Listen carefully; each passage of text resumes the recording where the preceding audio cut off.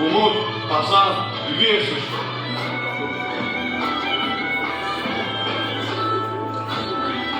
Кажи, Паша, слушаме. Искам да ми доведете оная българка, Рангинята. Дето ушива е на къли. Тя. На твоите заповедта. Без нея няма да се върне. Айде да видя.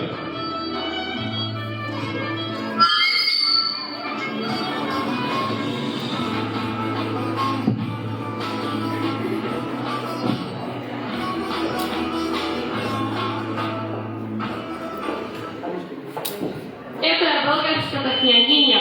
Опита да скрие знамето, но не успя. Ти ли си българската крагиня? Байрактарката, нали? Не ме ли познаваш, Паша Ефенди? Познавам те, аз познавам. Нали ти беше дето българите искат да те спият? Сега, аз ще питам, ти ще му отговаряш. Паша, аз познавам законите на султана. Няма да те лъжа. Аз уших байряка, аз му сложих знака. Смърт или свобода. Твоя работа ли беше байрак да шееш?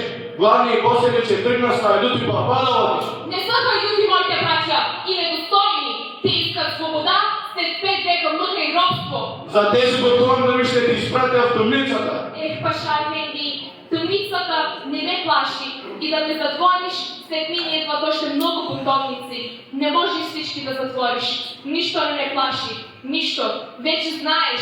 Смърт или свобода? Затворете, май страшната тъмница.